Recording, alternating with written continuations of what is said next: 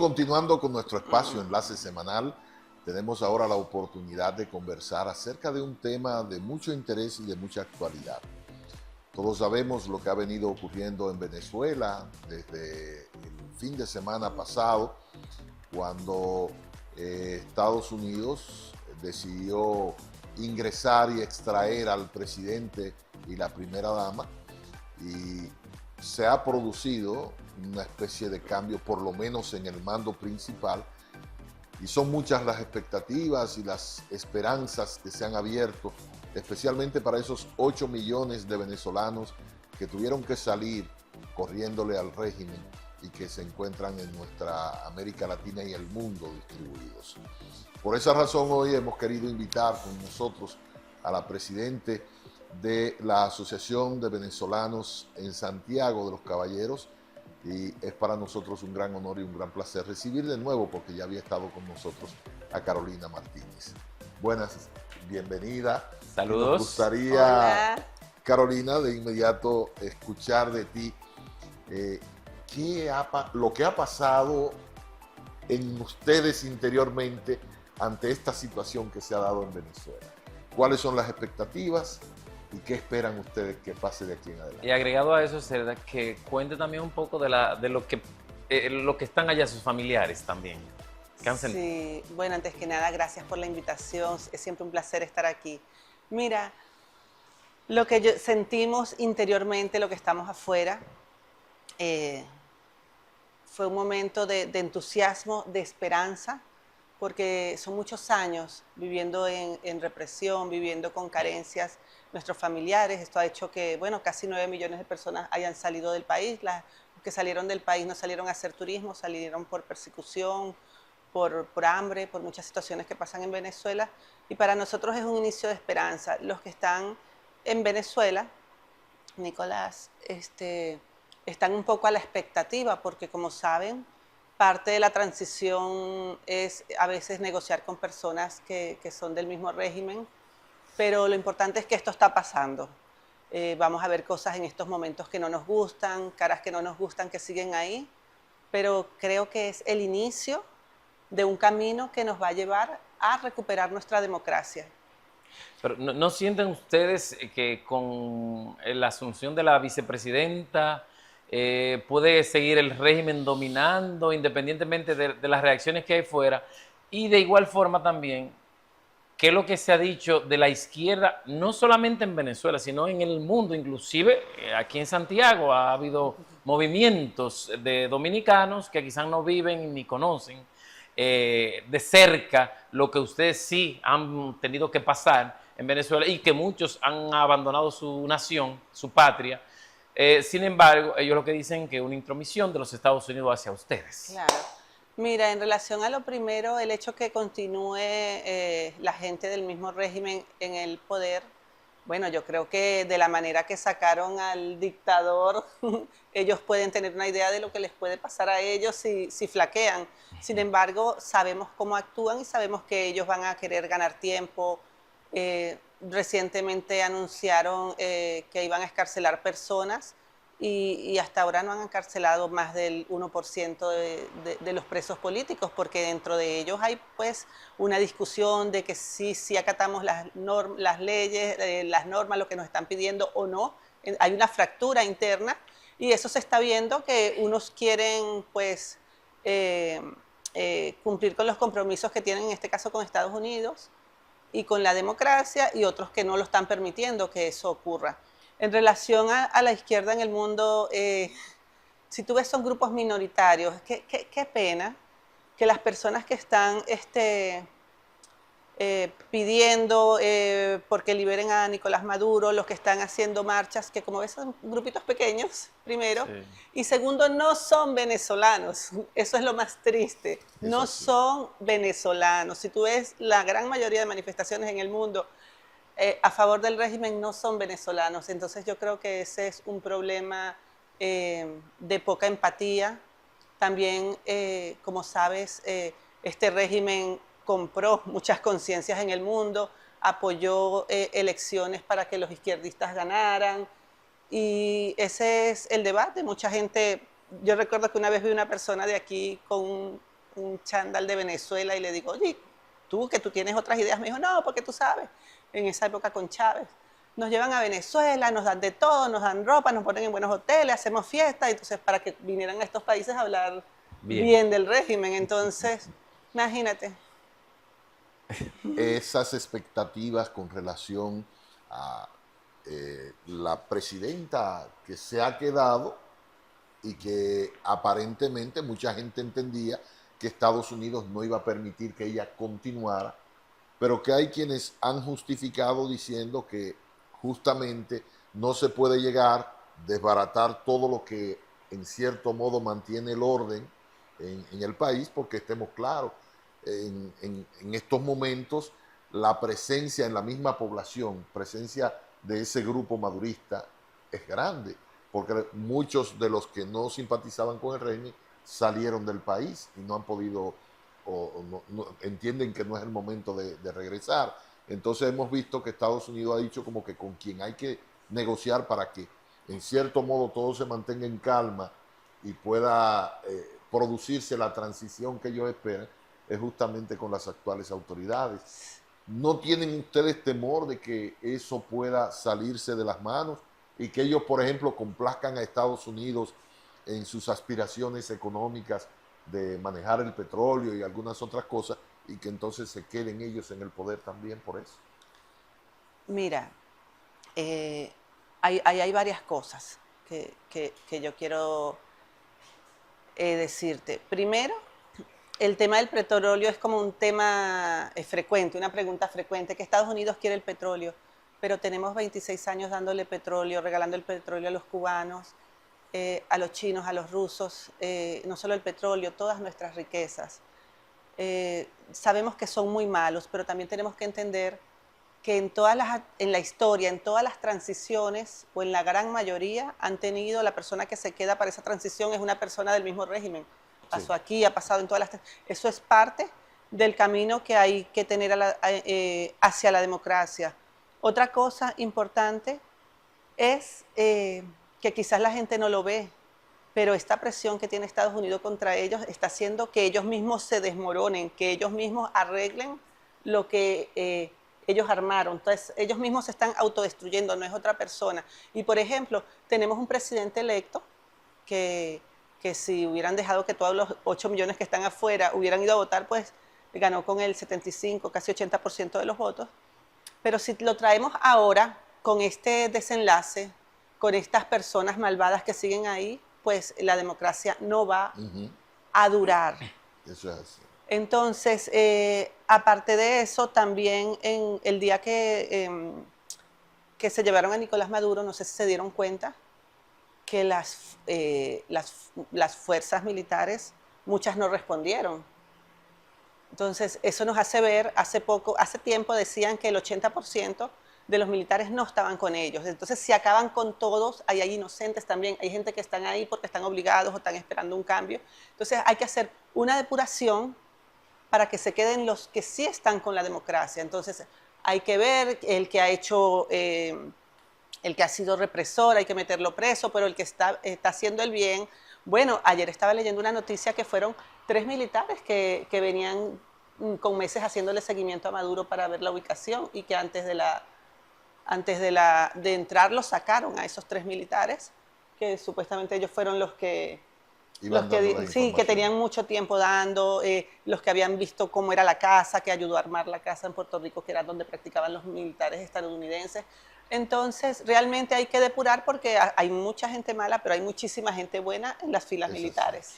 Hay una cosa. Primero, dentro de la versión Estados Unidos, la gente dice, y eso que le decía, que se construyó una versión de narcotráfico y narcoestado para poder entonces justificar la intervención, como una justificación. ¿Entienden ustedes que ciertamente Venezuela servía a ese narcotráfico, como lo establece Estados Unidos? Y otra cosa es, ahí está Diosdado Cabello y otros personajes que siguen incidiendo en Venezuela. Claro que sí. Bueno, ustedes recordarán que en Haití se agarraron los sobrinos de Cilia Flores, de la Ella no le gusta, ella se quitó el nombre de primera dama, ella dijo que ella era la primera combatiente, que ella no quería saber. Sí, Entonces, sí.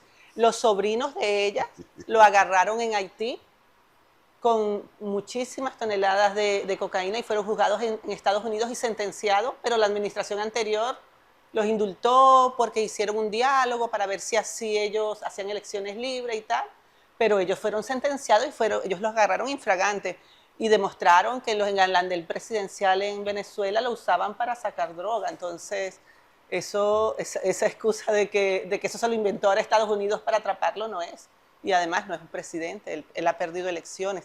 Mira, hemos hecho durante años todo lo que se puede hacer por nosotros mismos para recuperar la libertad. Anteriormente he estado aquí en marchas, que hemos sido represores, nos han puesto tanquetas por encima, hemos sido perseguidos, han agarrado a los menores de edad para que los padres políticos se entreguen, han metido presos, han torturado, han hecho de todo. Nosotros hemos hecho de todo, hemos ido a elecciones y definitivamente solo no podíamos, necesitábamos una ayuda.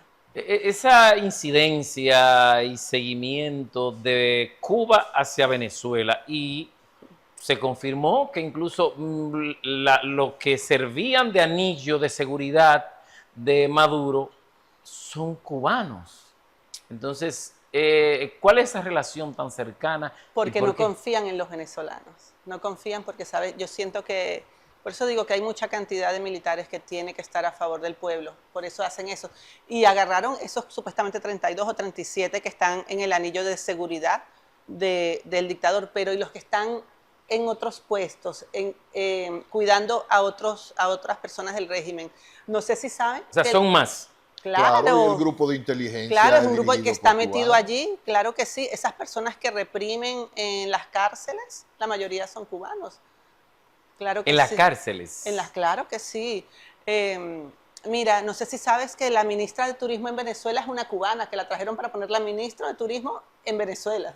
¿Cómo? Pero Claro la que Constitución sí. permite eso. No, no lo permite. No lo permite. Dios mío. Entonces, pero que la Constitución es lo que ellos digan. Claro. Es que está claro. Claro. Porque estaba viendo ahí que en el Congreso, el presidente del Congreso es el esposo de la ahora presidenta. Ah, sí, No, es sí. el hermano. El El hermano hermano, de la presidenta. De Delcy. La esposa de Chávez era congresista. El hijo de Chávez era congresista. Claro, la hija de Diosdado Cabello tiene un cargo ahí, es la directora de los parques nacionales. La hija de Diosdado, la hija de Chávez también tiene un cargo, sí. De ese grupo, simplemente. Sí. La pregunta es, los venezolanos que están en el exterior, ¿pretenden, si se dan las condiciones, regresar al país o ya entienden que se deben quedar donde están la mayoría y desde ahí seguir apoyando el desarrollo y crecimiento de Venezuela? Mira, José, como sabes, los venezolanos, las situaciones estas de las embajadas, por muchos motivos, no pudieron homologar sus títulos en los países de acogida. Tú sabes que muchos médicos, profesores, abogados tuvieron que llegar a países de acogida a vender café, a hacer oficios, que bueno, que dignamente pues los ayudaron a sobrevivir y ayudar a sus familias, pero esas son personas que yo estoy segura que van a querer retomar su profesión y Venezuela los necesita. Venezuela necesita de todos los venezolanos, pero sobre todo de estos profesionales para ayudar a crecer de nuevo el país y ser el país que éramos. O sea, que ustedes entienden que la mayoría retornarán a Venezuela una vez exista la estabilidad y las condiciones. Yo creo, no sé si la mayoría, pero muchísimos sí. También hay muchas personas que vinieron arrastradas porque de repente muchas personas no querían salir de Venezuela, estaban dispuestas a quedarse, pero quizás un familiar tomó la decisión y se lo tuvo que llevar a su mamá, a su hijo, y esas personas van a querer volver. Pero también hemos hecho raíces en los países de acogida. Aquí tenemos un amigo que trabaja ahí que me dice, ni loco me voy porque yo tengo a mi esposa aquí, yo la amo, yo no me voy para... Una pregunta, Entonces, y sería bueno escuchar su testimonio. ¿Qué cosas y cuál era el ambiente que ustedes vivían, que en un momento determinado, cuáles eran las precariedades que existían, que yo digo, abandono mi patria? Porque ¿Qué la hizo tomar la decisión? Porque es difícil abandonar donde uno nació, donde tiene sus raíces, los familiares, y distanciarse. Mira, ¿qué pregunta más necesaria y más importante? Porque a veces hablamos mucho de la represión, del tema político, pero hay derechos humanos que no hablamos normalmente, como es el derecho a la alimentación, el derecho de ir a un hospital y tener que llevar hasta una silla porque no hay camillas, que tengas que llevar todo, mujeres que tienen que atenderlas en las escaleras porque no hay dónde ponerla, entonces es difícil. Mira, hace 2 años murió mi papá le dio un derrame cerebral y mi papá lo tuvieron que llevar a varias clínicas y hospitales, en ese momento había se estaba yendo mucho la luz y en las clínicas y hospitales le decían, aquí no puede estar porque si lo conectamos y no sé qué, y se va la luz porque no tienen planta, no tienen nada, se nos va a morir aquí, no nos vamos a arriesgar, lléveselo a su casa, cómprele esto, medicinas que ni habían allá, que tuvimos que, los que estamos afuera, tratar de ayudar, y mi papá lamentablemente murió, pero no le quisieron dar el cuidado para una persona que le estaba dando un derrame cerebral. Entonces, en cuanto a tu pregunta, ¿cómo te digo? El costo de la vida, o sea, ¿cómo es posible que un venezolano gane menos de $3, que no le alcanza ni para comprar 2 libras de arroz? Entonces, ¿qué hace eso? Que hay una pobreza extrema y hace que las personas tengan que depender de una caja mensual, que para acceder a esa caja de comida mensual tienes que tener un carnet que eres de ese partido de gobierno. Entonces, hay personas que no aguantaron eso, o sea, las personas tenían que salir sí o sí, entonces eso es una violación del derecho humano de tener acceso a la comida, un sueldo justo, entonces por ahí empezó la cosa. ¿Y cómo se llegó a un nivel de deterioro tal? Un país que era ejemplo en América Latina, que muchos dominicanos se iban a buscar mejoría económica Sí. hasta allá. Grandes amigas, enfermeras, peluqueras, Sí, wow. todo tipo de A estudiar profesionales, a allá, estudiar no, no, en no, las no, no. universidades de allá. Incluso hacer rotaciones, porque eso que usted decía de los hospitales me sorprende, porque muchos teníamos los hospitales venezolanos como un ejemplo Sí, hace mucho tiempo. hace mucho tiempo. Lo que pasa es que cuando un grupo quiere perpetrarse en el poder, tiene un plan. Y eso lo inició Chávez. Chávez. Él empezó peleando con la empresa privada, expropiando los negocios, expropiando las Sí. fincas, expropiando todo para quedarse con eso. La gente que hizo, la gente que tenía dinero, se fue a otros países a montar Incluso sus los medios negocios. de comunicación. Sí. Bueno, ahora el día de la extracción del dictador, 3 medios fueron cerrados, las 3 televisoras que quedaran las cerraron, porque ellos leyeron lo que puso Donald Trump. Donald Trump dijo que extrajo a Nicolás Maduro, que está vía a Estados Unidos. Esa fue la noticia, leer una noticia, ese fue el motivo para cerrar las 3 televisoras. Y nada más ahora mismo está la televisora del Estado. Eso es increíble.